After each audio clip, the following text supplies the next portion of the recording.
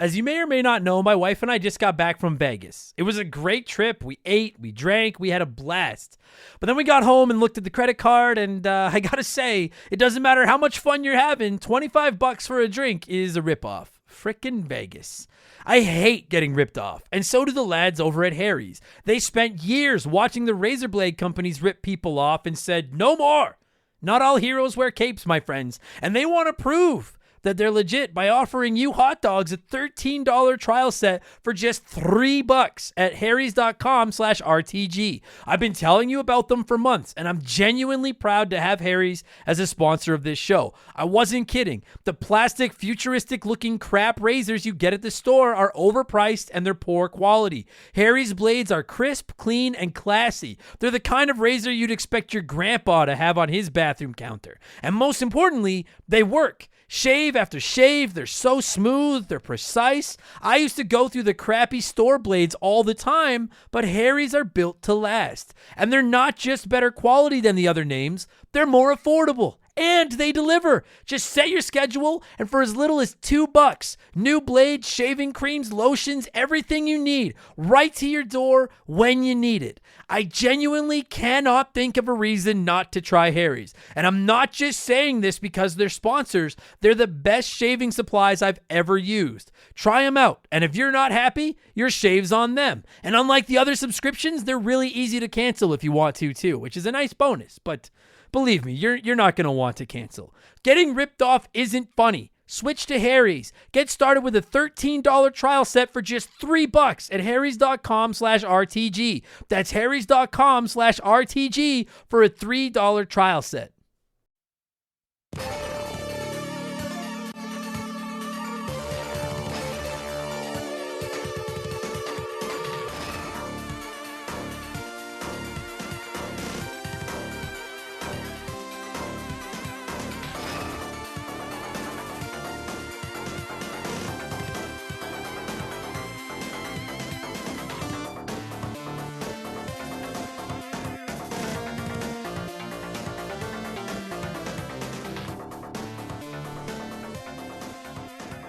What's up, everybody? Welcome back to Remember the Game. It is my retro gaming podcast where every week a buddy of mine and I sit down and we geek out about the games we played back in the day. My name is Adam Blank. Thank you so much for listening to the show. And this week it is episode 176. And as a Nintendo kid, I'm going back across enemy lines. We're going into the Sega Genesis camp and we're talking about one of their best games according to the critics. And you know what? Those critics are all right. We are talking Gunstar Heroes, the run and gun masterpiece from the Sega Genesis. And I don't throw the word masterpiece around lightly. You know, Super Mario World, masterpiece. The box art to the original Mega Man, masterpiece. The KFC Double Down Sandwich, heart-clogging masterpiece. And Gunstar Heroes is a fucking masterpiece. If you're newer to the podcast, you should know I was a Nintendo kid back in the console war era, so I missed a lot of Sega games, and I'm slowly catching up, you know, as I get through games here on Remember the Game. Streets of Rage 2 has kind of been my gold standard for Sega Genesis games. Toe Jam and Earl was really great. I've played a lot of really fun games on that console. Gunstar Heroes is right there, you guys. This game is so fucking good. If you haven't played it, it's a run and gun, think, you know, Contra, stuff like that, but it's got awesome graphics, better weapons, great controls. It's just really, really fucking good. If you've never played it, I really hope this episode of the show convinces you to right that wrong, because it is absolutely worth your time. My buddy Chris is my guest on the show this week. He's been kind of my go-to guy for several Sega games over the lifespan of Remember the Game, and he was one of the many that were banging on my shed door telling me to play Gunstar Heroes. And fucked if he wasn't right to be banging. I was pumped to play this one. I'm glad it didn't disappoint. And we'll get there in just a minute, because speaking of disappointing, it's time for yet another edition of the Remember the Game infamous intro. Dun, dun, dun, dun, dun, dun, dun.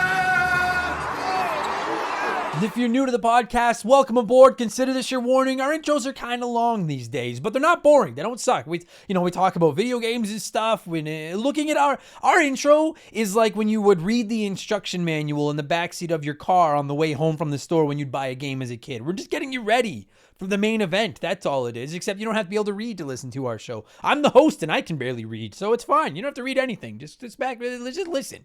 We have merchandise, all kinds of merch, hoodies, t-shirts, coffee mugs, all kinds of badass stuff. Rocking wicked art. Our man Joe over at 4545creative.com designed all of it, so go there and check out his work. He's fucking the most talented person associated with this podcast. And you want to check out our merch, you can find it all at rememberthegamepodcast.com if you're interested. And of course, if you don't like clothes, you can always support us on Patreon. And listen, I know I do the Patreon plug every week. It's part of the job, but listen this time, okay? The first few days of the month are the best time to sign up because you're not going to get charged again until January 1st. So you plunk down a couple of bucks and you have the entire month of December. So just scroll through our archives, check out the over 150 bonus podcasts that are sitting there, and you still get new ones for only $2 a month. You get 2 extra podcasts every week. You get exclusive access to both my gaming discussion podcast, Expansion Pass, every Thursday, and my gaming news podcast, Game Patch, every Friday. You also get instant access to the entire back catalog. Game Patch, I look at all the biggest news in modern gaming, and then I add in my opinions and sprinkle some profanity in there. Expansion Pass is a different show every week. We do game rankings. We look back at characters and consoles. We do some comedy episodes. There's game reviews. This past week on Expansion Pass, we talked about the Nintendo GameCube. We look back at its legacy, what we liked about it, didn't like about it, our memories, our favorite games. Of course, we talked about that controller because it's a work of art. That's another masterpiece. Maybe I do throw that word around too much. It was a very nostalgic episode about a great fucking console. And as is becoming tradition, here's a sneak peek of last week's episode of Expansion Pass, the Nintendo GameCube.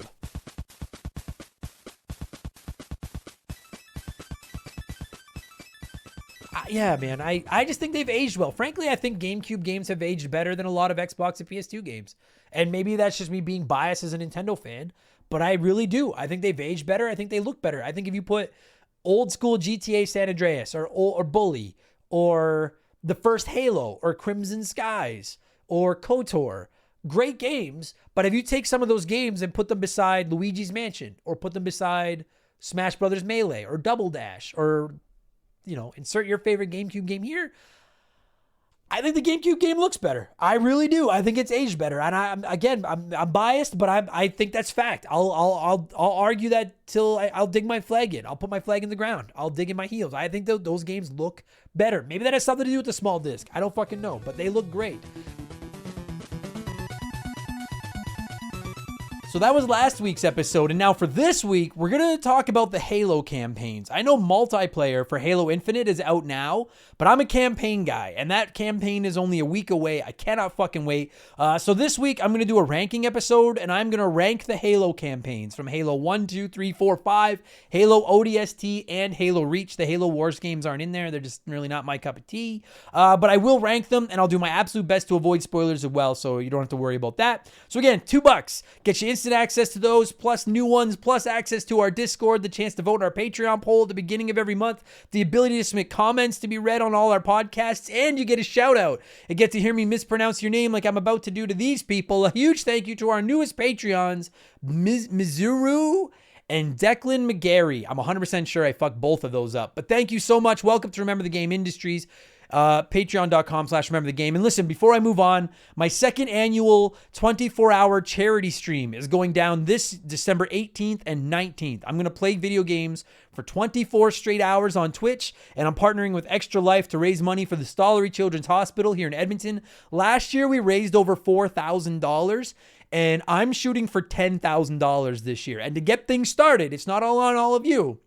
My girlfriend and I are going to be donating 50% of my Patreon for the month of December to my Extra Life stream. So if you've been thinking, eventually I'll sign up for Patreon and check out these extra podcasts, this is the month to do it because you get all the podcasts and stuff, and 50% of whatever level you sign up at is going to charity at the same time. Obviously, I am going to be looking for donations. I'm going to be giving away prizes. Anyone that donates at least $20 to my stream can win a game of their choice, courtesy of yours truly. I'll buy it for you and send it to you. I'm not getting you a complete in box Earthbound or something. It's got to be a modern game. But someone's going to win a game of their choice. I'm going to be giving away some Remember the Game merch. And the grand prize is you get to pick a game to be covered here on the podcast, and you'll be my guest for the show. If you go back in our archives, Final Fantasy V Advance was the game that Ben, the winner of last year's poll picked, and Ben was my guest, and it was a really fun episode.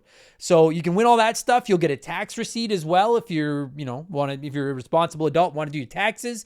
And I'm selling lanyard packages, Shameo videos, not cameos. Do you want to get sued?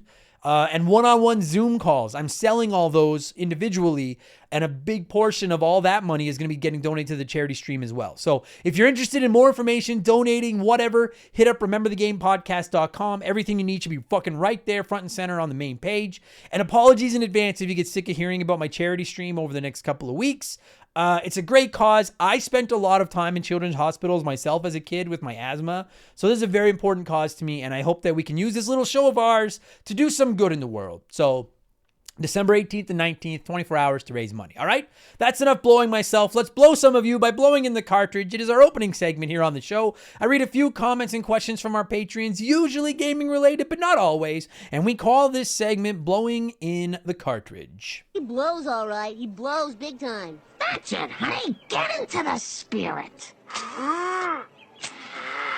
Let's blow. Our first blower this week is Matt McLean, who wrote in and said, I just want to recognize the quality of the PlayStation 4 library. Kids, work, and life got in the way of me partaking in the hobby over the last generation, and I've only lately been able to find time to get back into gaming. Credit this podcast for giving me the push. Excellent. Recently, I've started Spider-Man, and I still have games like God of War, Resident Evil 2 Remake, Final Fantasy 7 Remake, Horizon Zero Dawn, and if I get really ambitious, Red Dead 2 is also waiting for me. The beauty of this is that I picked all these up for really cheap. If you're like me and you've fallen out of the hobby because life took over, it doesn't cost a ton and you don't need to hop into the new generation to get insane quality of games to play. Just thought I'd throw that out there because I'm sure there are more than a few hot dogs in the same boat I was. Dude, I actually have said that before, but you gave me a chance to go back on this one more time. And before anyone that comes at me and is like, oh, he's a Sony fanboy and blah, blah, blah, blah, blah. Listen, if you listen to the show with any regularity, you know I'm a Nintendo fanboy. If you want to label me a fanboy of anything, it's Nintendo. But I play all three. I play Nintendo, Xbox, and PlayStation. And I've said it many times. I really think when it's all said and done, it's not my favorite console of all time, but I think the PlayStation 4, at least as of now, might be the greatest video game console of all time. Because the library of games on that thing is astronomical. It is so good, and you can get them so cheap. So I agree with Matt. If you're one of those people looking for a PS5 and you're sick of fucking resellers and you don't want to shell out for one yet, pick up a PS4 on the cheap and just start catching up. The games will all be playable when you get your hands on a PlayStation 5. And Matt brought them up. Spider-Man, God of War, Resident Evil 2 Remake, Final Fantasy 7 Remake, Horizon Zero Dawn.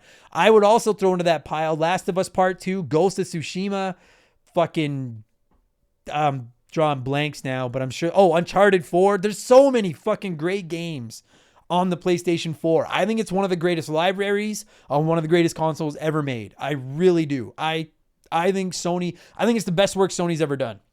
It's their best console. I think they knocked out of the fucking park with the PlayStation 4. And like you said, Matt, games are cheap now, so it's win-win. Mandingo 2021 wrote in on Patreon and said, Adam, what's your favorite Thanksgiving dish? Mine is mashed potatoes and gravy. When I was little and my grandma made Thanksgiving, I used to call them smashing taters. I've always liked the word taters. My favorite Thanksgiving dish by far is stuffing, particularly my mom's stuffing. My mom makes, it's not fucking stovetop. Not to shit on you people that eat stovetop, but my mom makes world-class stuffing. And I would eat nothing but that if I had to. I'd be like, I'll just eat stuffing. I'm good. You guys take the rest of the food. Oh, yeah. Oh, I could go. I can't wait. Christmas is only a month away. I can have some of that fucking stuffing. Vomit the Soul wrote in and said, hey, Adam, what's up? So not much, Vomit. So this week, I'm hoping to put you onto a great holiday movie I recently watched. A true homage to retro gaming. The word homage always makes me think of Tracy Morgan in Cop Out. Dude, Cop Out is a great movie that nobody fucking talks about. I love that movie.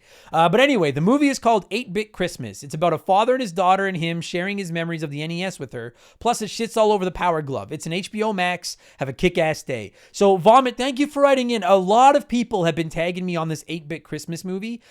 HBO Max, as far as I'm aware, is not available here in Canada. At least not without fucking, hacking satellites and shit like that. So I got to look and see if it's available somewhere else because I definitely want to check it out.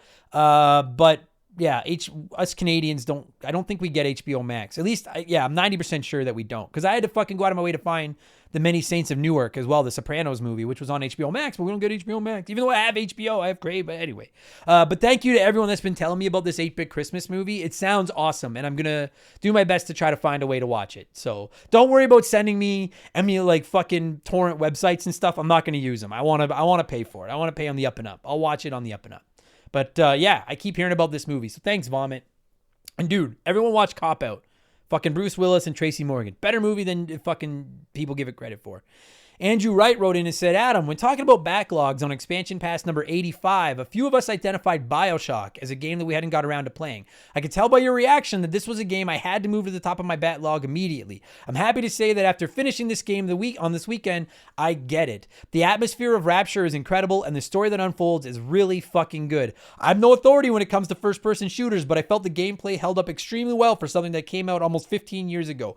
Thanks for encouraging me to knock a big title off my backlog, and I encourage all hot dogs out there to do the same. Yes, fucking, I have nothing to add. Well said, Andrew. I just appreciate that somebody else has come to the church of BioShock and been like, this game is fucking awesome. And I recently replayed it for the podcast for the first time since I played it when it came out. And I agree. I think it holds up really fucking well. It's avoid spoilers at all costs and fucking play BioShock. Please play BioShock.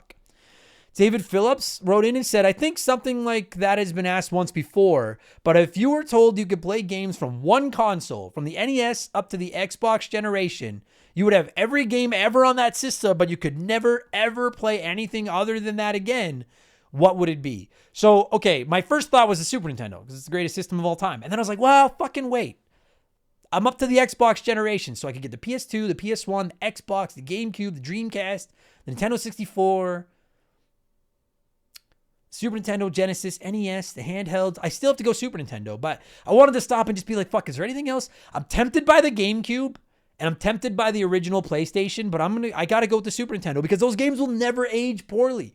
Some of them will, like Star Fox hasn't aged well, sure, but like by and large, the Super Nintendo library will always be great and always be playable. So I'm going, they're timeless. So masterpiece. Let's throw another masterpiece on the Super Nintendo as a whole. So it'd be the Super Nintendo. Thanks, David. Cody, we're going to move on here right away. I got two more I want to get to. Cody Miller wrote in and said, I recently tried to expand my Nintendo Switch library since I've kind of had it on the back burner with my acquisition of a PS5. More specifically, I tried to get into the Zelda games. I grew up a Mario kid, so I never really played any of the Zelda classics. I beat Ocarina of Time and Majora's Mask on the 3DS, so the next best thing was Breath of the Wild. However, when I started it, I got extremely intimidated by how vast the world is and how much there is to do. I didn't really know where to start. I was just wondering if there's those games that intimidate you and you purposely keep them on the back burner for that reason. Keep up the great work, man. I'm loving the podcast. So thanks, Cody. Dude, Breath of the Wild is intimidating. And yeah, I have tons of games that I want to play, but I'm too intimidated by how big they are and how long they are, and I won't play them. Just a couple off the top of my head. Red Dead Redemption 2 is probably at the top of my list. It looks awesome. I'm excited about the idea of playing it, but I'm like, it's just too long, and it's not that it's a bad thing. I just don't have time to fucking play it. It's too much. Red Dead 2 is up there. XCOM 2 is up there, which is one that I keep fucking wanting to get around to playing forever. To a lesser extent, Grand Theft Auto 5 is on that list. Final Fantasy 12 is on that list too. I really want to play Final Fantasy 12, but it just scares me off because it's so long. And actually, yeah, you know what? I'll end it there. But those off the top of my head, those are a few that stick out to me. Red Dead 2 is probably Persona 5 is one. But I don't know how much I'm interested in playing Persona 5 and how much of it is I just want to play it to shut Mark McHugh up. But it's just too goddamn long and I can't play it. I don't know if I'll ever get around to playing it either.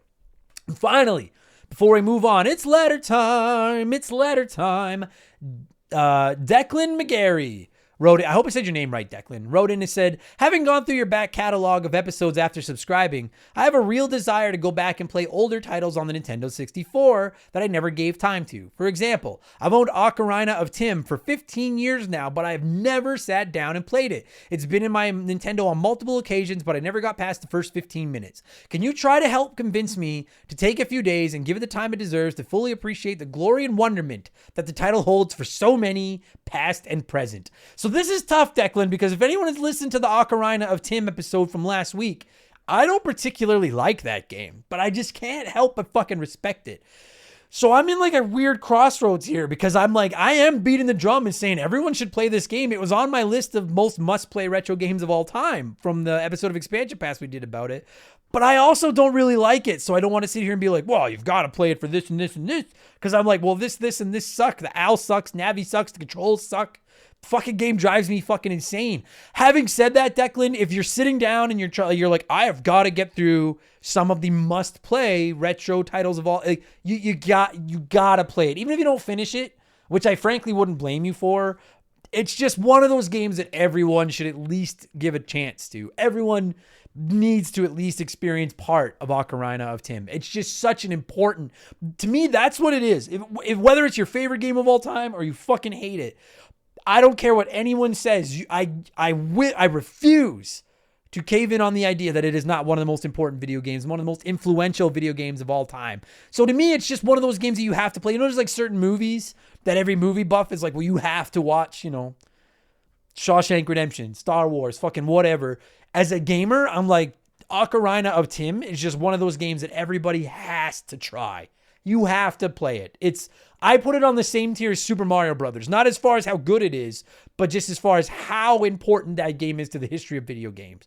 So I hope that was enough to convince you to play it, but also know that if you quit halfway through, I did that for 20 years. So you're not doing anything wrong by quitting because the fucking controls will make you insane. All right, there you go. Oh, and if you're really insistent on finishing it, pick up the 3DS version, Declan. It's just way better. All right, there. I hope that helped. Thanks to everybody that wrote in this week. Let's change gears and let's get into our Smash Hit segment, the official game show of Remember the Game Industries. Play one, remake one, erase one.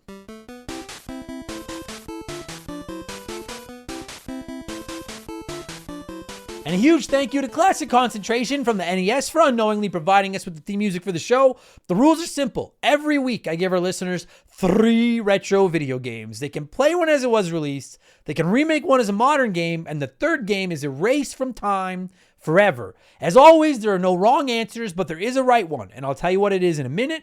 And I wanted to go with some Genesis games this week as we're talking Gunstar Heroes, so I went with 3 of my... Oops, I just punched my microphone. Sorry about that. I do that at least once a show.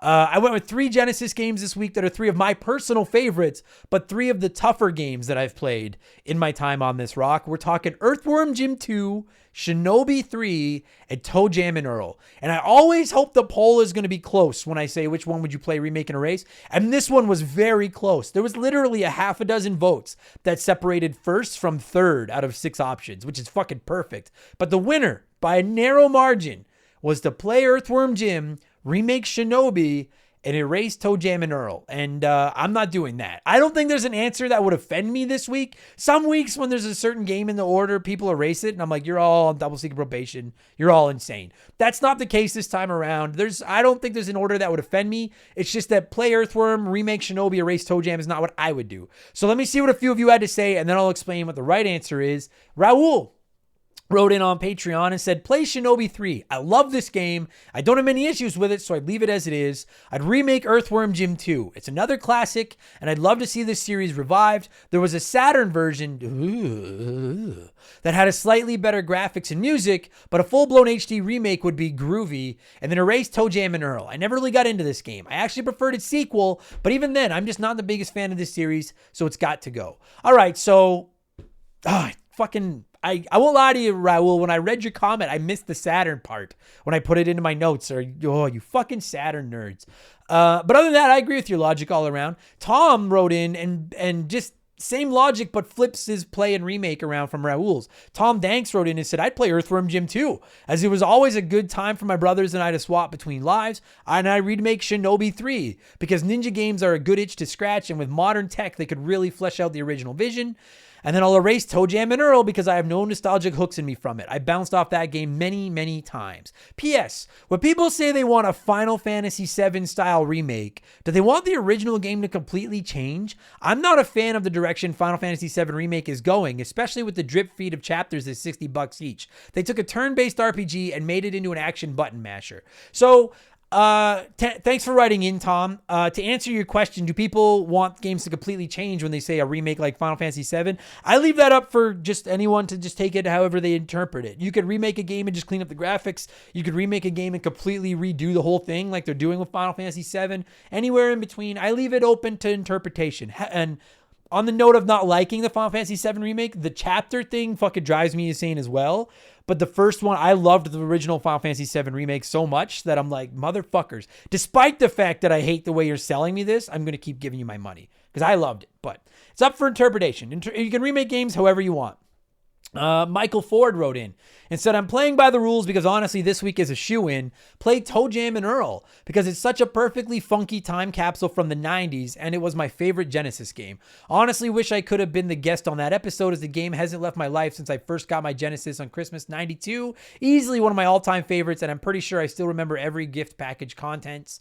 Remake Earthworm Jim. Haven't played in years upon years, but my biggest memory is poor controls. I remember the sprite moving kind of goofy too. I don't want an 8K 3D remake, but rather just a polish with most of the same pixels. Fine-tune the controls and up-res the sprites a little, and I think it'd be a great little remake. And then erase Shinobi 3. There are so many other and better games in this genre. Compared to Toe Jam and Earl and Earthworm Jim, there's nothing standout to hold on to anymore. The other games offered tier 2 mascot characters that are still memorable, whereas Shinobi just doesn't stand out. For that reason, it's got to go, unfortunately. To its credit, this game still looks 1,000% better than Earthworm Jim, just doesn't handle as well and doesn't have as impactful of characters. You know what? I agree with your logic here. I actually kind of agree with your order, as you're going to find out in a minute as well, Michael. I really like Shinobi 3, but I think and you know what's wild is I think it's the most polished, maybe best of these 3 games. I just think it's also the least memorable. It's the most generic. It's the safest of the 3, if that makes sense. I like it a lot, but I get what you're saying 100%. Slick Rick wrote in, I can't wait to see how this fucking degenerate cheats this week. Play Toe Jam and Earl, remake Shinobi 3. I assume you can play the original and get a remake out of it, so that'd be awesome to play this game and remake it at the same time. It's so good. Erase the other one because I already forgot what it was. Rick, you motherfucker. I'm not going to put you on double secret probation because you at least played by the rules for the first time since I launched this fucking show. But the fuck you didn't remember what the third game was, you lied. Slick Rick sounds like the name of an Earthworm Jim character. Like some fucking sleazy guy that fixes Jim's power suit and charges him too much money or something. Oh, every time your name pops up in Play, Remake, and Erase, I'm just like, I know he's just going to give me a fucking aneurysm one of these days. Doug Dorn wrote in and said, to be honest, I could play or remake either Earthworm Jim and Toe Jam and Earl, but if forced to pick, I'll play Earthworm Jim as I'm more worried they'd mess up a remake, and then I'm going to erase Shinobi. Sorry, but it's just not my Toe Jam. I'll see myself out. Goddamn right you will. The only reason you fucking got read on this show, Doug, is because I respect your pun work. But, whoa. I hate a good pun, but I respect a good pun. A pun is like an ocarina of Tim. I fucking hate it, but I respect it. So well done, Doug. And then Charlie wrote in and said, this was sort of difficult. I'll play Earthworm Jim for the nostalgia. I'll remake Toe Jam and Earl because we hopefully will get a new Earthworm Jim game in the future with his new show that's upcoming. And there's plenty of current ninja-style games out there. So remake Toe Jam and Earl with better graphics and an open world type game and erase Shinobi because as I stated, there's already lots of games out there like that. I can live with that logic, and I never thought of the idea that, like, because I'm not gonna lie to you, I'm gonna tell you my answer right now. I used my remake on Earthworm Jim, but you're right. With the new show, maybe we'll get a new game, and you won't have to use your own remake on it. That's sound logic, Charlie. I'm going with the runner-up option this week. 26% of the vote, and one of you that wrote in with the same logic I did is Brandon Basham.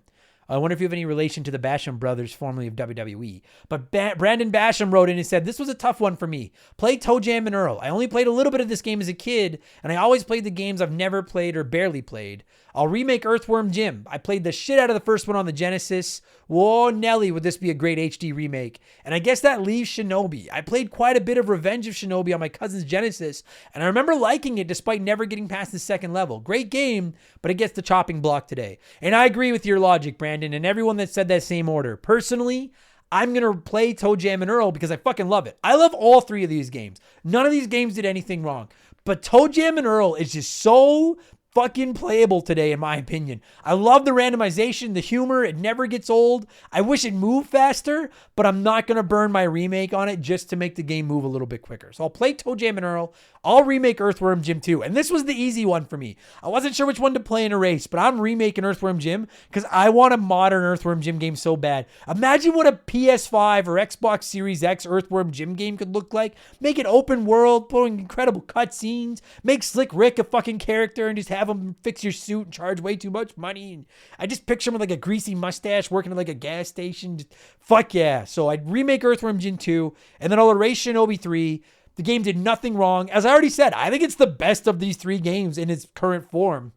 You can listen to our episode about Shinobi 3 in the Remember the Game archives if you're interested. I think it's a way better Ninja Gaiden. I just want a modern Earthworm Jim game, and I'd rather play Toe Jam and Earl. So, I'm sorry, Shinobi. Thank you to everyone that played this week. What have I been playing as far as video games go over the last 7 days? I'll tell you, then we'll get into Gunstar Heroes. Resident Evil Village, I finished it. I played a lot of games this week. I actually knocked games off my list this week, which felt great. I knocked 3 games off my backlog this week. So, Resident Evil Village is one. Finished it. I think a spoiler-free review is going to be next week's expansion pass. I really liked it, though. Super Ghouls and Ghosts, which I played for Adam Sucks at Video Games, my Let's Play series over on Patreon. And then I can't stop. I can't stop playing it. And I'm so close to beating it. And for all of you that keep asking, are you beating it the first time or the second time? I'm so close to beating it the second time, the second playthrough. So close. So I've been playing a lot of that. Castlevania Symphony of the Night, I locked that down this week. I have some very hot takes on this game that are probably going to ruffle feathers of you Symphony of the Night fans. But that'll be coming on the Remember the Game episode in a few weeks. I have a lot to say about that game. And then I started playing Mass Effect 2 this week. For the first time since that game came out and I played it, as Zach Shepard sponsored an episode of Remember the Game and has asked for an episode about Mass Effect 2. So I fired it up, started playing it, and I've only played about 2 hours. And I'm so hot and horny to fucking do a replay of that game. I forgot how incredible Mass Effect 2 is. Holy fuck. So lots going on, all right? But that's then. This is now. Let's talk Gunstar Heroes. Luckily, no one is yelling at me this week for how I pronounced the name of the game after Ocarina of Tim last week. But a bunch of you wrote in with your memories of Gunstar Heroes. Punk Rock Geek wrote in and said, discovered that game on the Genesis Mini, and it instantly became one of my favorite Genesis games ever. Everything is there. Fast and hectic gameplay, smooth frame rate, amazing music. I'm a huge run and gun fan, and this is the formula done at its best. I agree with everything you just said, Punk Rock. I also love run and gun games, and I also think Gunstar Heroes is among the best that this genre has to offer. In fact, I might say only Cuphead is the only one I would put ahead of it. I think it's so fucking good. TK Tonky Kong wrote in and said, this game has massive nostalgia for me. Me and my cousin would stay up well into the night on the weekends playing this on the Sega channel. I can't say it enough how ahead of its time that subscription was and how it exposed me to so many gems. And Gunstar Heroes is one of the shiniest. Dude, Sega channel. You just aged yourself, TK. I love it. Johnny CCDC said, fast-paced, action-packed, and hard as shit. This game basically birthed Contra hardcores and has a spectacular weapons catalog. Well, which combo did it for you the most? I'm going with homing and laser. The final boss level was insane too. Just a great little game. I have a couple weapon combos I really like, but you're going to have to listen to the whole podcast to find out. And Kaiser Dragon wrote in and said, fuck yeah, Gunstar Heroes. I can't wait for you to dive into this and hear what you have to say about it. By a long shot, this is my favorite game on the Mega Drive. Yep, I'm one of the few hundred people from the extravagant city of Great Britain. I love that you guys called it the Mega Drive because it just seems so weird to me. I'm like, it's the Genesis. Fucking grow up. Kaiser Dragon continues. This game brought years of fun playing through the stages in your chosen order. The way you could mix and match your weapons to make new types of arsenal was just mind-blowing and made each playthrough feel like a new experience when you mixed it up from your usual go-to choices. The different bosses at the end of each level were epic, and I love that each one was so different. And don't get me started about how badass Green was. Then, to make things even better, you can enjoy the run and gun fun with mates and co-op play. This game, in all honesty, is one of my top 10 favorite games of all time. Look forward to hearing this episode, Adam. I'm sure you have a lot of good to say about this golden gem. You're goddamn right I do, Kaiser Dragon, and we're going to get into that right now. Let's talk Gunstar Heroes with my buddy Chris. Fuck, I love this game. I'm going to cue up that Gunstar music. And when it stops, we're going to look back at Gunstar Heroes, which originally released on the Sega Genesis and apparently the Mega Drive, for all you fucking weirdos, on September 10th, 1993. Let's fucking go. This show is sponsored by BetterHelp. Everyone that listens to this podcast knows about our illustrious CEO, my dog Molly. But the other silent partner behind the scenes is my wife. And let me tell you, my friends, a 17-year relationship with another person that has to talk to and live with you is a lot harder to maintain than one with a dog. We've had our ups and downs, and as you all know, a relationship isn't all sunshine and rainbows. They can be a lot of work.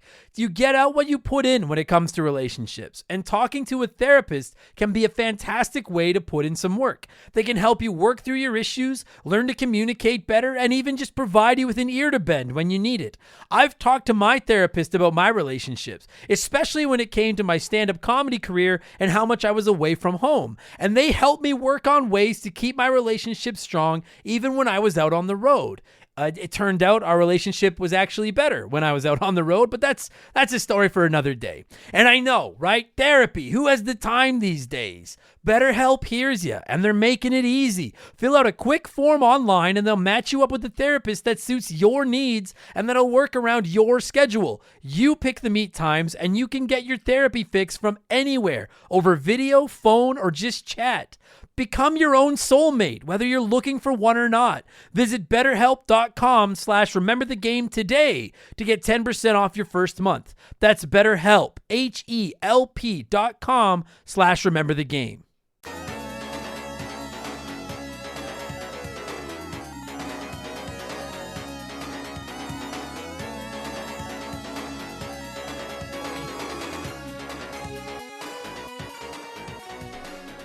All right.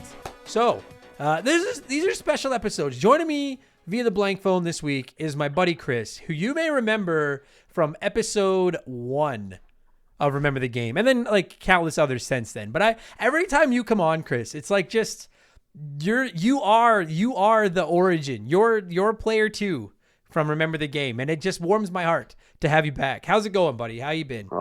I feel like an old origin now, but is that because of the longevity of the podcast, or because of real life? both. Both. Yes, I get it, dude. It's, man, I'm telling you, when we sat down and recorded episode 1 almost 4 years ago, I won't speak to you, but like my hair was a lot more not gray than it is now. I don't know what the fuck the last 3.5 years have done to us. Oh man, but your podcast has aged like a fine wine. I've just aged. Yeah, I feel the same. Thank you. I feel the same way. I've aged like a banana. I had about a 3-day span where I was great, and now I'm just gross and smelly. But you're right. The podcast is like a fine wine, except it's still too fucking cheap. Thanks, buddy. But anyway, actually, dude, that was a segue, and I fucked it up because I was gonna say, speaking of aging like fine wine, we're talking Gunstar Heroes, but I fucked that up. There you go. Fuck. And you laid that in too. Man, I suck at this. Anyway, we're talking Gunstar Heroes. Now, Christopher, you are a Sega kid. That's right. We will not get into your Sega Saturn bias today because we're talking about Gunstar Heroes. I'm going to put you on the spot here, Chris. Is Gunstar Heroes the best game on the Sega Genesis, in your opinion? You know what? This is the game I think I would take to a Nintendo kid to say this is the best the Genesis has to offer. Right? Like, I mean, now admittedly, I don't know the Sega Genesis library as well as you and some of your Sega brothers and sisters, but like, I mean, the Sonic games they're great. They're fun games. When I played Streets of Rage 2, I was like, this is the best game on this console. And then I played Gunstar Heroes, and I'm like, oh, fuck. It's almost a 1A and 1B. Like, Streets of Rage 2 is a great fucking video game. But so Streets of Rage 2, in my opinion, does beat 'em ups better than anything on the Super Nintendo, including Turtles in Time, which I love. And I'll sit here as someone that doesn't love Contra 3, but adores the original 2 Contras on the NES, and say Gunstar Heroes is not only better than any of those 3 games, it is like, Chris, it is substantially better than any of the Contra games. Like a mile better. And like, it's so fucking good, man. I think so. Like, this is actually the game I would mistake as a Super Nintendo game if I looked at it almost. Just, it has that color, and Yeah. gameplay and everything that's all come together, right? Like, I mean, I'll be honest with you. Like, I'm looking at, like, I played through this game. I beat it. I loved it. And I'm looking at pictures of it right now. And, like, you're kind of right. There are certain Genesis games, like a Streets of Rage 2, like Sonic, like, I know some people shit on it, but like Vector Man, like there are some Genesis games that you look at and you're just like, I don't think the Super Nintendo could do that. Do you know what I mean? Like they're so bright. yeah, for sure. Like, I'm even surprised the Genesis could do it, to be honest. Like, Yeah. And I look at this game and I'm just like, dude, this is like, I consider that, and I think you're the same way. Like, we're about the same age. I'll ask you, like, and if you disagree, it's fine. I'm just curious. Like, I consider the Super Nintendo Genesis era as of now to be the golden era of gaming. Like, I just think there were so many hits every year and developers were fucking rolling. Are you like, is there a different era? And it's fine if it is. Is there a different era that stands out to you than the Super Nintendo Genesis era as like the I best? think for me, it felt like at the time the 32-bit one was, but like looking back, most of it hasn't aged as well as say the 16-bit. Like, Yeah. so I think in retrospect, it has to be the 16-bit era because like all their games are still great. Right? Like the ones that were good then are just as good today. And Gunstar Heroes is an example. I never played Gunstar Heroes until the last month or so. And I'm playing it, and I played it on the Genesis Classic Collection on my Switch. And I was like, dude, I would pay $20 for this game if this game just got released today as like an indie, like if this was like an indie showcase game or whatever, I'm like, I would have paid $20 for this and had no qualms. I would have been like, this plays great, sounds great, looks great, runs great. I have one minor complaint about this game, which we'll get to in a minute. One. But other than that, exactly. That's why I think that era is the golden era of gaming, because I'm like, there are great Nintendo 64 games. There are great PlayStation games. There are great PS2 games, Xbox games. I'm sure there's probably a good Saturn game somewhere. Like, there's good games from those eras, and I don't think any of them have aged as well as the best that the Super Nintendo and the Genesis have to offer. Not one. Not a Mario. I'm not saying that this game is better than Mario 64. I'm not saying that. But Yeah, but it is. it kind of is. It kind of is. You're right. It kind of is better than Mario 64. So, okay. So we'll get into this. So if you've not played Gunstar, did you own this? Like, if you've not played it, it's like a shoot 'em up. But It was always a rental. I never actually owned it. Okay. Did you ever beat it when you rented it? No, not as a kid. No. Okay. Yeah. Like, dude, I can imagine. Like, okay. So if it's Contra. It's a run and gun shoot 'em up. It's just fucking Contra. Oh my god, I just thought of it. This is what I wanted Contra 3 to be. Like, I hate Contra 3, and I know it's going to get a lot of shit from people. I think Contra 3 plays so sloppy, and I don't like it. This is what I wanted Contra 3 to be. It's so tight, and it plays so well. And the reason I asked you if you beat it was because, like, when I first started playing this game, dude, I think I texted you, and I was like, this game does not fuck around. Like, this game wrecks you when you start out. Wrecks you. Oh. Pretty much, yeah. Like, it throws you right into the soup, and you adapt or die. Yeah. It almost, like, because it's got the levels, like, so it's Contra. Like, you pick up a character and you get guns and you run around and you shoot enemies.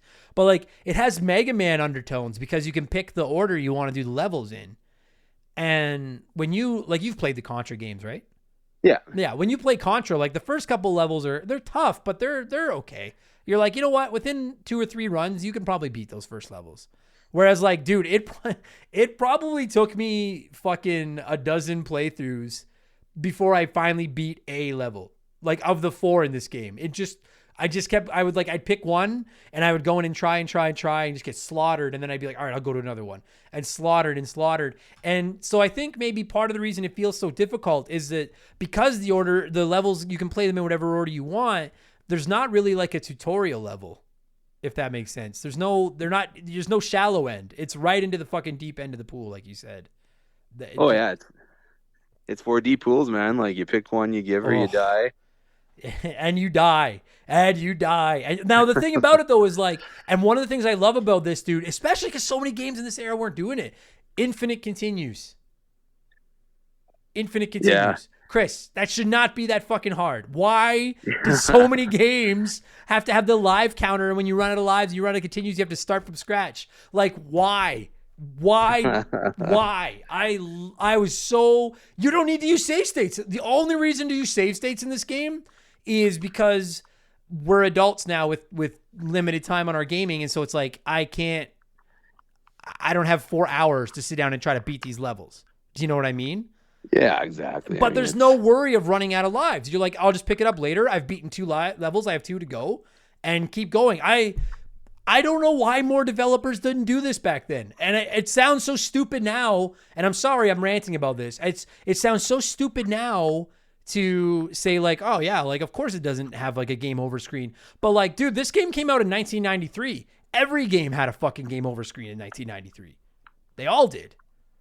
Like, I would like Sonic more if there was no game over screen. If it was just continue. I don't care if you want me to start over. Just don't end the whole game. Like, just let me continue. Do you know what I mean? Yeah, you'd finish Sonic 2 if there was a continue screen. Like, yeah. Well, I don't know. I'm pretty bad at Sonic. Fuck, I fucking suck at that game. But no, like that's a big deal. Like I can't understate how awesome I thought that was. No live counter. No worry about picking up lives. In fact, if I'm not mistaken, you have 1 life. yeah, like you just have your energy bar. When it's done, you're done. Yeah. Yeah. Like I'm thinking about that. And I'm like, yeah, when you die, it's not like you like, and I hate to compare it to Contra, but it's hard not to. And like in Contra, like when you die, you, as long as you have more lives, you just respawn exactly where you died and keep going. This game is literally one and done. The only difference is that Contra, 1 hit and you're done. Whereas this game, you have a health bar, which I also like better. Yeah, and the game's pretty generous with the life too. Like it's like you have to know what you're doing, but at least it does give you a chance to replenish up. You're not just coasting on a life bar the whole level. Yeah, and actually that's, you know what, man, that's a great point, because I've never developed a video game, but I have to assume it's incredibly difficult to how do I word this? Like to walk that line between making a game too easy by dropping too much health and making a game too difficult by not dropping enough. Do you know what I mean? Yeah, like, and this is why it succeeds. Like, I mean, if you're going to be tough but fair, you have to make it fair in some ways. Like, that's why you're not kicking you back to the title screen, or you're not Yeah. hiding lives or health or anything like that. It's going to be hard. At least it gives you a fighting chance. Agreed. And like, I don't know if it's like, there's those weird fucking, I don't know what they are, those weird bird things that fly by that have like weapons and stuff in them. Do you know what I mean? Those weird orange duck. I don't know what they're supposed to be. They're just hobbling along and yeah. So like those come along and drop some weapons and items, or I mean power ups. But like I don't know if it's random enemies drop health or if they're premeditated spots. I'm not sure. But either way, I never even thought to say that. That's a great point, dude. It is so. I thought it was perfectly balanced. Like I was getting health when I needed health, but it wasn't like they were just everywhere. But it was very rare that I found that, especially as I played it over and over and started to get better, it was very rare that I found myself being like, when the fuck are you going to give me some health? Do you know what I mean? yeah. Like it was always there. Really well done. And then it also drops the weapons, and I want to get into that because like, I'd be interested to know what you think. For my money, the weapons in this game are the secret sauce. That's the single best thing about this video game of all the great things. I don't know if is there like, am I wrong? I'm curious what I love the weapons in this game. Well, it does weapons right. Like it's you can pretty much tailor your play style to the weapons you want to use. Yeah. And go from there. Like. And you know what's really dope is that, like, I mean, there's combination. We'll get into the weapons in a second. Like, there's combinations that work better than other combinations. But, like, we all know that when you play Contra, you're looking for the spread gun, right? Yeah. Like, and oh, yeah, for the record, too, because I know I'm going to catch shit in our Discord and stuff. What do you call it? Is it the spread gun? Is that what you call it in Contra? Is spread, spray, shotgun? Like, what do you call it? I think I call it a shotgun. Okay. I call it the spread gun, and everyone always makes fun of me. Fuck all of you. All right. It's a goddamn spread gun. It's my podcast. So suck my balls, Keegs, and anybody else that has to break my balls about it. But anyway, so So like in Contra, like it's dominated. Like that's the best weapon in the game. In Gunstar Heroes, you have 4 weapons. You've got the rapid fire, you've got the laser beam, you've got the homing missiles. What am I forgetting? Laser, homing, the fire. Thank you. And what's so cool, dude? I thought this was so fucking awesome. I was like, there's only 4 weapons. And when I first saw that, I was like, oh, well, that's not that many weapons. But you can carry 2 at any given time, and you can combine them. Chris, how did no one else do this? What a great idea. And it's just endless. Well, it's not endless combinations, I guess. It's 16 combinations. But it's fucking awesome. Dude, the combinations are so much fun. Half the fun was just matching weapons. Oh, yeah. I mean, that's Sega for you, right? Well, yeah. Come on. Yeah, fuck. I mean, well, dude. So, okay, I want to get back to the weapons. But, like, I looked up the developer of this game. It's a developer named Treasure. I have never played another game that these guys made. No, they've made a lot of shmup games. Like, Radiant Silvergun never came out here. It's a Saturn game period, too, so. Right. Like and like it was critically acclaimed. There's a few others that they made that were always like they're really good at what they do. They seem it. Like I mean, I'm not gonna lie to you. My understanding is that Gunstar Heroes is their best work. I'd say it's their most famous. Right. But I mean, yeah, they seem to have a pretty good reputation, or at least they did back in the day. I cannot fucking, I mean, I'm sure someone's going to write in and yell at me and be like, oh, dude, there's actually this game combined weapons. I can't think of one that combined weapons in this way. Like, if you pick up 2 machine gun, like rapid fire machine gun weapons, you just get a more powerful machine gun. But then if you pick up a machine gun and a homing missile, you get a homing machine gun. Like, that's just one combination. And you can combine the fire with the laser. You can combine the laser with the machine gun. You can combine the homing missiles with the fire. It was just like, I had so much fun. Because even when I was dying, I never once, this is the testament to a good game, I never once got mad. If that makes sense. Well, except for one time, and I'll get to that in a minute. But like, I don't know, like, did you, like, you said you rented it. Did you rent it a lot as a kid, like over and over? Well, I think like there was a while I rented it maybe once a month kind of thing. Like, just to dive back in, because it was just genuinely fun to play, even if you never did finish it. It is, and like, and to me, like, there's only 4 levels, and then the final boss, 5th level. So I mean, like, you can pick your order you want to go in, but you only got 4 options.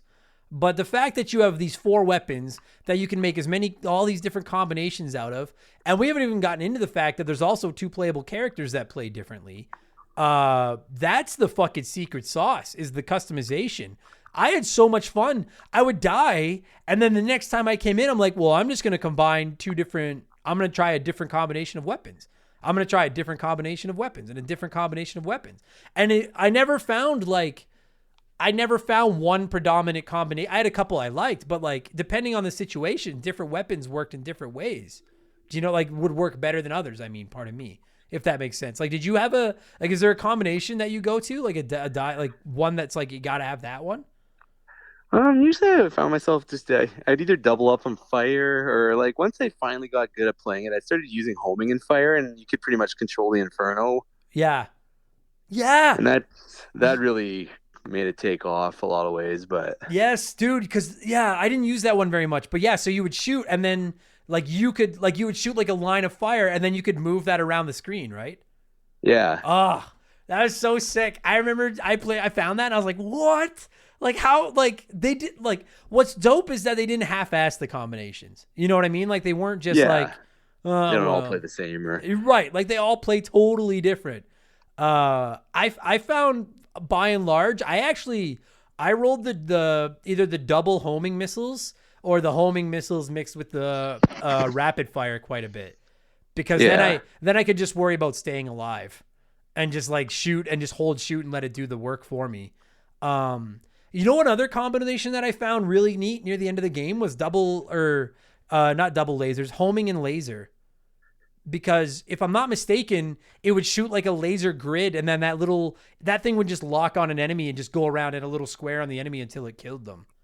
Yeah, pretty much. So like that was, and it was just, I've only beaten it once, but I was like, dude, this is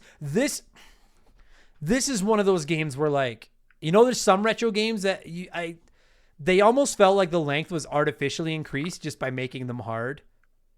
Do you know what I mean? Like it was like a 45-minute game that would just take you 4 hours to beat because it was too difficult. Yeah. Whereas this is one where like it does kind of do that, but you also want to keep playing it because you want to play with the different combinations of weapons and stuff. Oh yeah, like you found what worked for you, and then you could tackle a level in a new way. If it wasn't working, switch it up, and all of a sudden it made more sense. And Yeah. And then you also can pick between the two characters, and I didn't realize the difference at first. I thought you were just picking between two control schemes, but you actually pick between, I think they're just named like red and blue or something. Yeah. So Pokemon stole that from these guys. So Treasure should sue Game Freak for stealing the red and blue thing. Maybe this is Gary and Ash. This is what they did prior to Pokemon, and then after they saved the world, they retired and captured animals and kept them in all the balls. weapons, so that was it. Yeah, and just made them come out of the balls to fight each other. But and so how does it work? One of them can shoot in 8 directions but not move? Well, I think you just picked your control scheme where either you were anchored or you could run and gun. Oh, yeah, maybe it wasn't the two different brothers had each thing. Maybe it was just you pick a control scheme. But yeah, one of them like you could shoot or you could move, but if you took that one, you could shoot in 8 directions, whereas the other one you could run and gun, but you could only shoot up, down, left, and right. I think that's what it was. And I'll tell you, dude, when I first started playing it, I was like, oh, I want to be able to shoot in 8 different directions. But then I very quickly found that's what the homing weapon kind of neutralizes your inability to shoot in diagonals. And so I would always just equip a homing weapon and then pick the guy that could run and gun. That was I don't know, what did you do? That was my go-to. Well, I pretty much I do run and gun too. Like I can never get comfortable doing the 8 directions. I just always seem to have to be moving. And yeah. Well, because like I found, and maybe I'm wrong, but like I found this game constantly was like enemies just don't stop. Like no, they really don't. Never. Like if you're not moving, the enemies just keep fucking coming. And so I found if I took the guy that stopped and shot in 8 directions, I would move like 2 inches and then have to stop and fucking shoot again. Like it never, you know what I mean? Whereas like run and gun, you make sure he has a homing missile and then whatever weapon you want. And it's funny because what did you say? Sorry, your combo was that you liked was homing missile with fire? Yeah, that would be that or just double up on fire. Right. But homing missile fire was probably the most fun to play after a while. Yeah, and I like to go homing missile machine gun. And so if you take the run and gun guy, like I personally found that like the homing missile was almost a necessity while you were running and gunning, because otherwise guys are coming at you from those 4 angles and you can't fucking hit them. Yeah, because with double fire, it's pretty much just like a flamethrower, just moving it everywhere. And that's right. As I ran, but right. So that was the same. Yeah. So the double flame, you could like you couldn't technically shoot diagonally, but you could take it from like right to up, and as doing I would that, arc over and you'd swap. Yeah.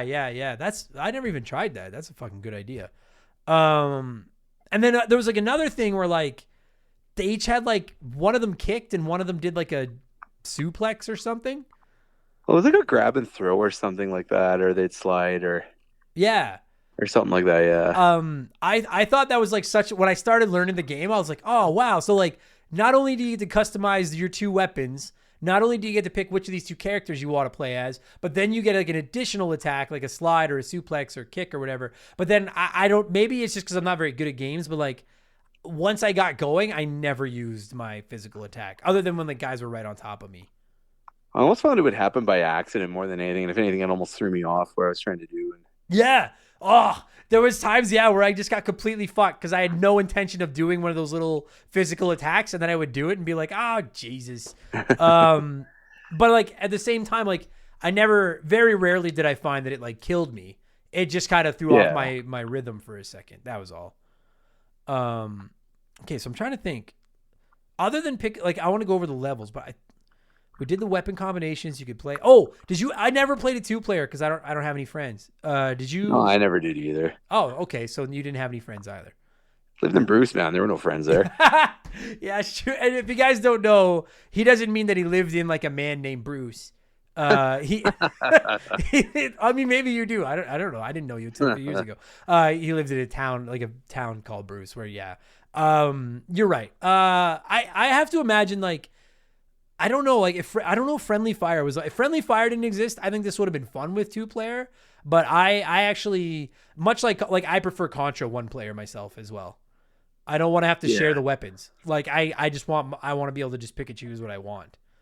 Oh, dude, and that was the other thing was you had to pick up the weapons. Like you couldn't just run across them. No, that's right. Yeah, I think it was like down and B or something like that. Yeah, and I will actually. Okay, well, no. All right, that's not. I was going to say that's actually a minor criticism of mine, but I don't know if that's a fair criticism because, like, when you have a combination that you love, it would suck if you accidentally stepped on a weapon you didn't want and picked it up. Well, even the odd time where I would accidentally pick a weapon up that I didn't want if I was in the heat of something or. Yeah, like it was easy to pick up a weapon, but it's like Contra, you fucking get a hold of that spread gun, and then if you shoot something and like the laser falls and you're like, it's almost you're treating it like an enemy. Like you're trying so hard not to touch it. Whereas in this one, at least you could run across something and not worry about like having to jump over it. To avoid picking it up. I found it tough where like there was times where I was in the heat of the moment and I was getting pretty beat up and I'd see health, but I could not for the life of me fucking pick it up because I was just. Do you know what I mean? There was just too many enemies everywhere. Yeah, for sure. It's kind of a double-edged sword that way, I guess. But. Yeah, because like it has a minor, not platforming elements, but like you can jump and like grab ledges and then like swing up onto the ledges and stuff like that too. And that was cool, but like enemies also come down at you from those ledges and you're like trying to fight them all off and you're like, I just desperately want to hit down B, but the second I don't hold up and fire, these guys are going to kill me. You know what I mean? Like it was... but the thing about it, again, to go back to the balance of this game, I never found it like broken. Just tough. It was always tough but fair. You nailed it. Tough but fair. That's a perfect way to describe this game. Pretty much. I would say so. Except for one level. So you may already know where I'm going with this. I have one criticism of this game. There's 4 levels. And the 4 levels are different from each other, which is fucking great. I'm just going to put it out there, Chris. Did you like all 4 levels? Is there a level I'm just asking. No judgment. Just curious. No, I think I know which one you're going to hate here, and it's probably because I like it, but I didn't like the Sky one. Oh, okay. Actually, I didn't love the Sky one either. I liked the Sky one until that fucking boss, the fucking steroid guy. Yeah. That guy killed me more than anything in this fucking video game. I hate that fucking guy. Why do you hate the Sky one? I don't hate it until that fucking boss. I just hate that guy. It just felt the most out of place. Like it felt like it was a short level. The boss didn't seem to be as fun as the other 3 did, and that boss. I don't know. It just didn't jive with me. That fucking boss. That boss is dude. Because like first so like if you've never played the Sky level, I'm trying to think. Yeah, because you have to climb up right off the gate, right? You like climb up the fucking ship or whatever. And then you're running along the top. And that climbing thing can kind of screw you over too. But it was whatever. It was what it was. And then when you have to fight the boss, you end up like on a plane. Well, the plane's like flying. And I don't know, dude. I can't find like I didn't have the manual for this. I have no idea. Like, is that guy like the Red Baron? Like that fucking military guy? I have no idea who he is. Like, do you know who I'm talking about? Yeah. I have no idea who the fuck that guy is, but he's easy to kill. He's like, and I was like, dude, that was an easy boss. But then this fucking giant steroid guy comes out, and that guy killed me so much because I just couldn't dodge his attacks. Like, is it just me? Like, did he kill you? Like, did you have trouble with him? He fucked me over so many times. No, I think like that's where homing fire seemed to make short work of him. I thought so. Oh yeah, because you could hang off of the plane and then like just fire. You're a wise man, Chris. I never thought of that because that guy, I was getting Soda Popinski vibes from that fucking guy. Like I was like, you must be his cousin or something. That guy owned me. All right, so that's the level you didn't like. That's fair. So the level I hate is the fucking board game. Oh, I should hang up on you for that. I love that thing. Why? And like, listen, you and I are good friends. I love board games, and I know you love board games. You know why I hate that level? Because I fucking got right to the end of it and then got the stupid go back to start twice. And had to play through that whole fucking level again. If you've not I played didn't it, think you could get it twice. or no, I mean like on 2 different playthroughs. Oh, okay. Like, and I just was like, come the fuck on. It's this, if you've never played it, there's one level where it's not a level. It's this like a U-shaped board. And you literally roll a dice, and it's like a 3-sided dice. And some stops will just give you like a new weapon. Some stops are boss fights. Some stops are easy. And I liked the concept of it. What's another game that has that I'm thinking of? Well, it's kind of like Cuphead with the king dice levels. Yes, exactly. Dude, this game is like Cuphead, kind of. Like this game felt a little. It's like the run and gun stages of Cuphead, I thought. Yeah, absolutely. Maybe that's why I liked it so much, because I know that you as well. I adore Cuphead.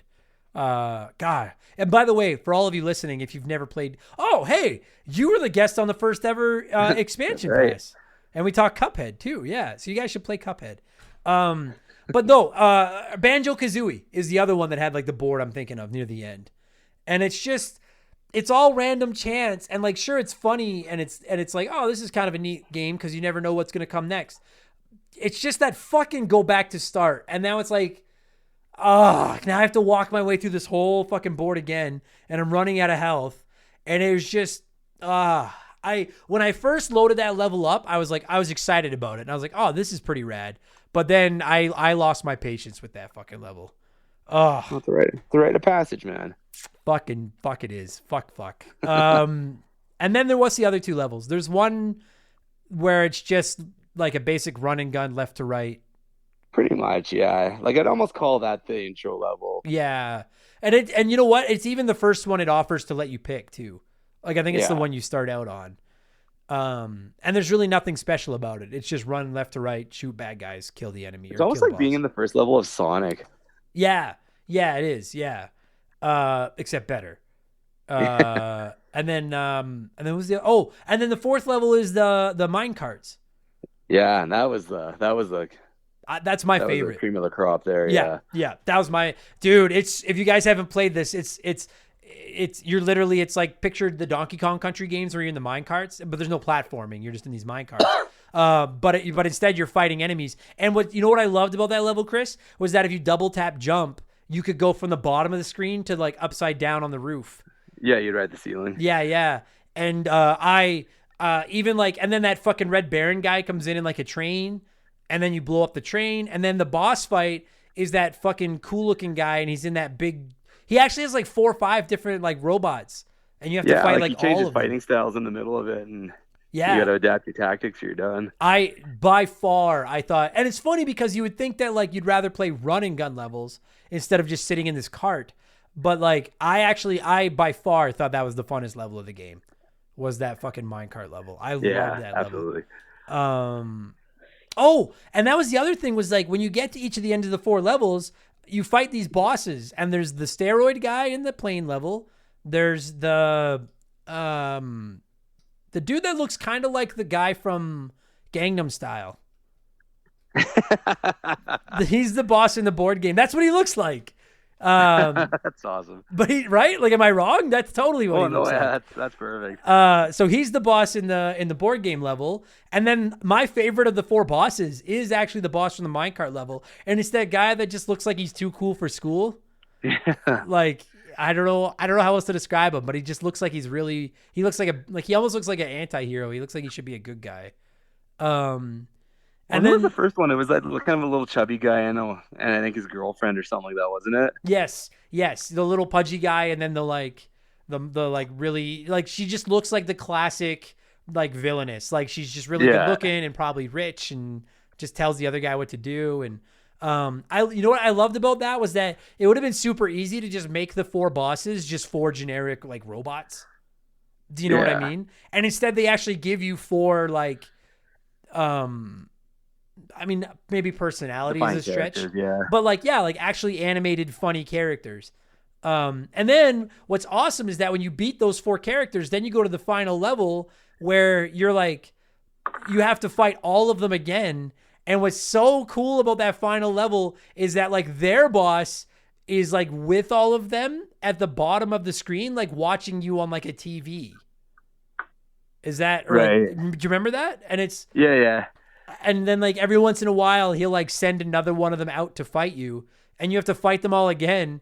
And you can see that he like orders you out or orders them out. And then they show up in the screen and you fight them. And then you can see him just like slowly getting more irritated as you kill each of them. I love that. A lot of love, like a lot of detail, a lot of heart in this game. Yeah, no, they took their time. They made a good one.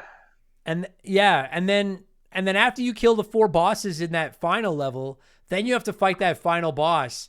And I don't know, not that it matters. And I'm not, this is not a criticism of this game. I could give a fuck what the story is. I just want to play. But like, I think the story is something about you have to get these 4 crystals back or something. Yeah, you track the 4 crystals down, and then I think he holds Yellow hostage, the girl in the group or something, and yes, he ends up with the 4 crystals, and you gotta chase him down again. And the 4 crystals are like the 4 weapons or something. Like they look like the 4 weapons. And like that's, you know what? Like listen, I know there's been games on here where I've shit on them because I hate the story. Looking at you, Final Fantasy 15, fucking worst story ever. But a game like this, it's like Mario. Like I don't give a fuck what the story is. Like just let me fight bad guys. You know what I mean? Pretty much, yeah. Like, and what's wild, dude, is like I can't even tell you what the story is to this game, but I remember the enemies all having some personality and being funny, and that's good enough. Like I don't need 20-minute cutscenes and long speeches and tons of text. It's like just they're clearly an animated bunch of evil-looking people, and I have to fight all of them, and that's good enough. And they all are, and I loved it. I watching them stand at the bottom of the screen during that last couple of levels is the funniest thing in the world, especially because that cool guy from the minecart level is just leaning against the side of the screen, and like he just looks so disappointed in the rest of his team as they're losing. Oh God, I love it. Well, I love it. And you've never played Metal Slug, have you? No, it's on my list. I got to. Yeah, no, it's the same kind of like it's more like Contra, I'd say, to play, but it has kind of the personality of Gunstar Heroes, I'd say. Is it? Would you so say? It's kind of a cool mix. Would you say it's better than Gunstar? I think you could put it as a 1ABC with Contra and oh wow, and Gunstar. All right, depending on, I guess, depends on what you like. Are you excited, dude? Are you excited about that Metal Slug Tactics game that's coming up? Oh yeah, I can't wait for that. Me too, dude. Imagine like a Contra Tactics. I guess this is what it is. It's just a different franchise. Yeah, I love these types of games. I love the old Contra games. I'm telling you all, like at someday we're gonna do a ranking episode of the best Genesis games, but I feel like I still have a lot that I need to play. And right now, it's gonna be there's like Streets of Rage 2 and Gunstar Heroes are battling it out for that top spot because they're great. And like you mentioned Cuphead, which I mean, I don't think it's fair to compare Contra or Gunstar Heroes to Cuphead, considering how much more advanced Cuphead is. But like, I think Cuphead might be the best run and gun ever created. I think it definitely borrowed a lot from all of those, but it did, and that's where I wanted to go. Is like I'm sitting here playing Gunstar Heroes, and I'm like, man, Cuphead drew some influence from this game, and as a compliment, like a complete like what compliment. a testament that Gunstar stood up this long, right? Likes of Cuphead. So okay, and that's okay. As we start winding this down, there's a couple of points I wanted to make, and number one is that without question, you and several other members of our community have been on me to play this game forever. And now that I've played it, I'm like, dude, yes, this game, 1993, this game came out. So that means this game is 28 years old. I had to do a little bit of math there. 28 years old, as playable right now as you and I talk as it was 28 years ago. And there's not a ton of games you can say that about. I know there's some, but not a lot. Like that's really special that it's as playable today. So I agree with that. The other point I wanted to say, and I did you know there was a sequel to this game? I want to say I did. I just couldn't tell you what it was out for. On the Game Boy Advance, and I only knew that because I was getting ready for this podcast. I'm really disappointed that this game hasn't gotten, like, this is not a more established franchise. I really am. It's gone dormant, and so is it. Like, Treasure hasn't made anything new in a long time now. No. And if they have, I don't think it's come out here. No, and I guess, like, I have to assume that they own this game. Like, it's not like Sega published it, but I have to assume that Treasure owns this game. Yeah. I'm just really disappointed. Like, and the thing is like, Contra's received more games, and frankly, a lot of them haven't been that good. So maybe we're better off just let sleeping dogs lie. Like, just let it be as it is. But I'm like, dude, we talk about franchises that we want to see brought back. I want a new F-Zero game so bad. And I know you want a new Jet Set game so bad. Although you're kind of getting it, you fucking bastard. I want a new Gunstar. Where the fuck is this franchise? Like, sell it to somebody. It drives me crazy that there's these great gaming franchises that are just dormant and dead and forgotten. Do you know what I mean? Yeah, like, and that'd be probably my only knock against this game is that, like, it's good for what it is, but it could. I'd take 4 more levels. Oh God, dude, I'd take 40 more levels. I mean, fucking right, yeah. Like, so like, my only criticisms of this game are that I don't really like that board game level, but that's minor. And then I just wanted more. Like, when I finished it, it was great, but I was like, here's your 1 per episode. I was like, there's not enough meat on this. This is a chicken wing. There's not enough meat. Like, I want like a 20-ounce fucking T-bone. Like, God, dude, I would, Chris, if they came out tomorrow and were like, hey, Gunstar Heroes 2, it's like a new one. It's in development and it's going to have more levels, and they could totally support it with DLC and stuff today. It would skyrocket up my most anticipated games list. Skyrocket up there. Yeah, man. It fucking sucks. So many old franchises that are just dead, and fucking breaks my heart. But anyway, I think we're it. I mean, like, this episode is maybe longer than a playthrough of Gunstar Heroes. And I don't mean to shit on it because I love that game, but yeah, maybe it is. How do we score this thing? I don't want to score it out of 4. I know there's only 4 16 levels. weapon combos. Oh yeah, fuck yeah. There you go. Yeah, let's do that. Out of 16, I'm making sure my math is right on that because I'm gonna catch shit. But no, it's 4 times 4, so that's 16. Yeah.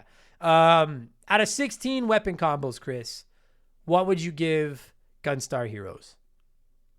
I'll give it a 14. I'm selfish. I just wish there was more levels. Me too. Fuck. Yeah, I know it's bad radio to agree, but yeah, I wanted to go 15, but I'm taking a point off for that fucking. It's not the board game level. It's that 1 fucking space to send you back to start. That is such fucking bullshit.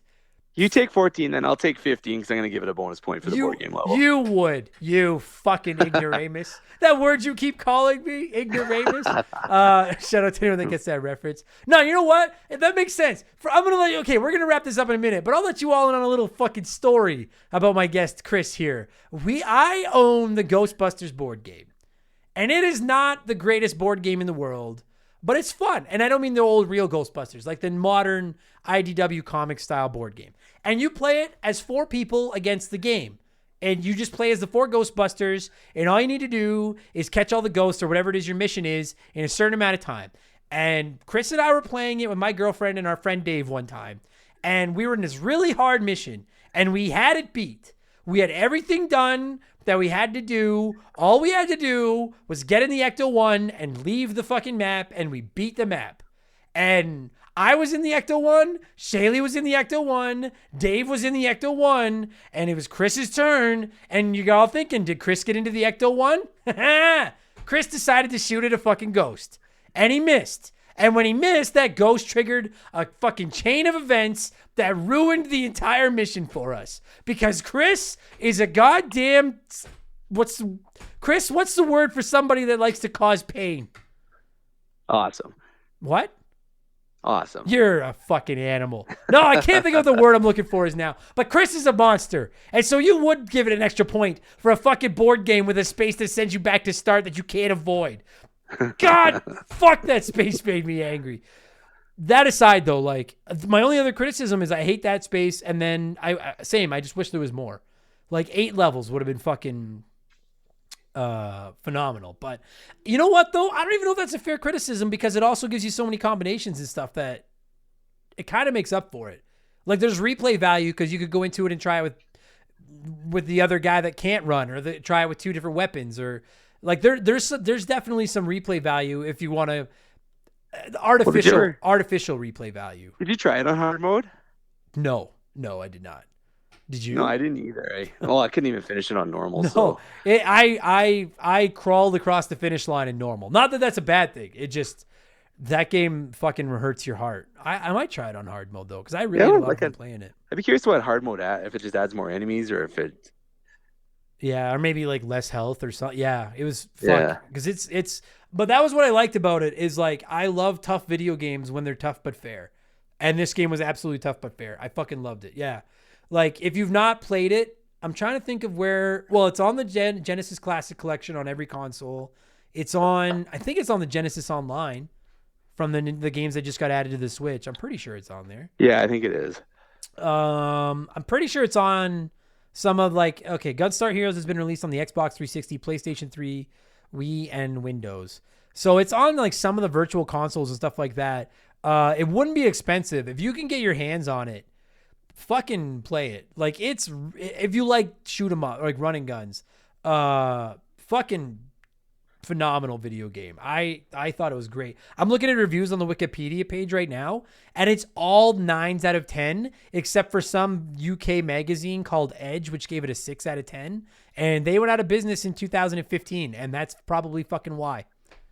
They never played a game in their lives. Yeah, man never drank a duff in his life. Yeah, exactly. This game's fucking spectacular. And so thank you to all you Sega nerds that have been yelling at me to play it, including you, Chris. And I'm still not willing to look past all of you Saturnians and your fucking weird cultish like obsession with that console. But I bring on the Genesis. I'll put you on the spot before we wrap this up. Chris, what's the one Genesis game I haven't played yet that I have to play? I'll put you on the spot. Landstalker. Are you setting me up to play something bad, or do you mean it? No, yeah. This is Chris tested and Saturnian approved. So. Oh Jesus, Chris tested and Saturnian approved. Fucking that sounds like something off of one of those infomercials at like 2 a.m. Oh Christ, Landstalker. I'm putting it down. I'll do it. The Sega Genesis has won me over like in the worst way. And it's like, I'm just waiting for that one bad game to like completely sour me on it. You know what I mean? So, but all right, I'm counting on you. If you think Landstalker's legit, then maybe I think you'll like this one. All right. What is it? Shooting another running gun? No, it's like an action RPG. Okay. All right. Landstalker. All right. You all heard this. That might be the next time Chris is on the show. And if Landstalker is a dud, I'm going to unleash Angry Adam and you guys are all going to fucking hear about it. But Gunstar Heroes is fucking incredible. Play it, everybody. And if you like that, play the other treasure games if you can find them. Yeah, absolutely. And play Cuphead. That should be absolutely. Maybe play Cuphead ahead of any of the other ones. But because just be ready to die a lot. Just get ready to get angry. Chris, buddy, fucking it was. I mean, I talk to you every day, but it was nice to talk to you on the podcast. And thank you for beating the Gunstar Heroes drum. You're my hero, buddy. Thank you for doing this. Man. Right on. Thanks for having me.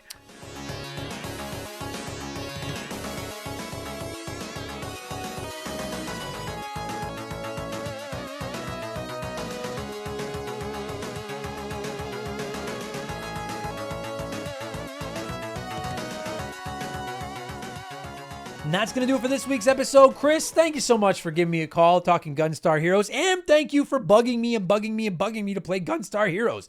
And that doesn't just apply to you. That applies to all you Genesis nerds or Mega Drivites out there that have been like, yo, you got to play Gunstar Heroes because you guys were all right. I did have to play Gunstar Heroes, and my life is fucking better because I did. If you have not played it yet, I really hope this episode convinced you to give it a chance. It is a special fucking video game.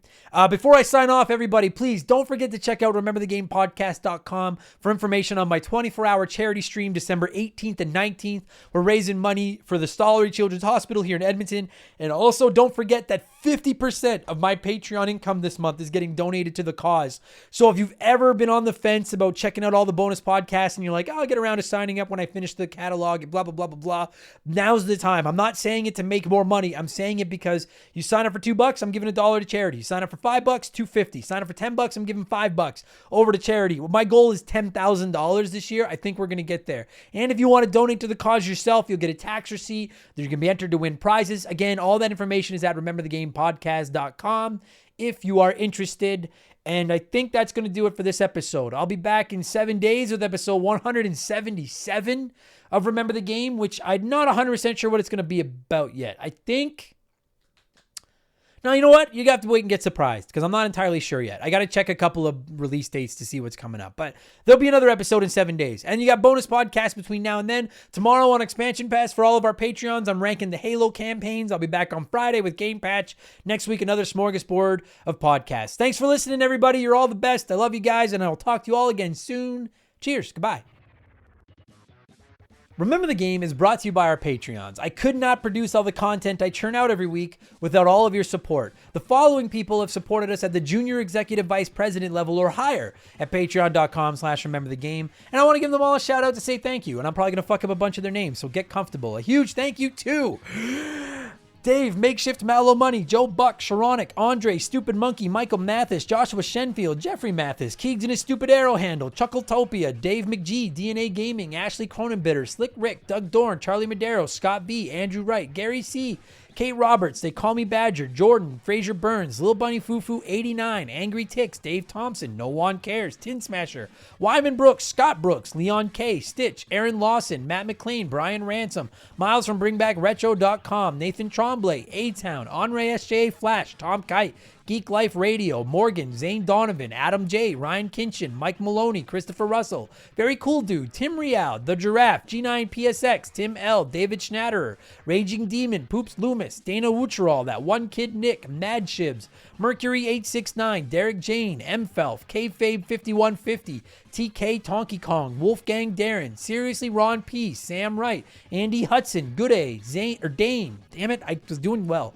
Dane, Chris Copland, Mandingo 2021, Doogie, Matt McLean, Pizza Power, Too Loud for the Crowd, Trevor Sevenoaks, Ryan McCowan, Paul Zoe, Wolf Magic 21, Johnny CCDC, Joel LeBlanc, Carmichael Nicholas, Squints, Tent Sparkster, Omega 88, Nathaniel Shelley, Explode Processing, Chowdy Lottie, Dan Wagner, Candido, K-Cuz, S2 Von 5000, Titan 420, Jose E. Marco, Oprah's Iron Fist, Adam Fair, Russell Aldridge, Chris Story, Classic Crusade, Astral Soul, Karth from Kotor, Chance McCoy, Jeff Bergeron, Ian Watts, Joe Kirby, Captain N, Owen the Game Furchuck, Game Nomad Misi, Daniel, Astro Alpaca, Stu Bergeric, Eden Awaits 1981, Tunable Power, Tom Danks, John Woodruff, Inhuman Sumo, Chalupa Cabra, Just a Fish, Bagalazino, Noob Q, Hunky Canadian Bacon 69, Beth, Strife 89, Liam, Denzalo, Spicy Mortician, Eric Chavinius, Holmes, Ryan Gibbons, Zach Shepard, Chris Dickin, Jay Hampton,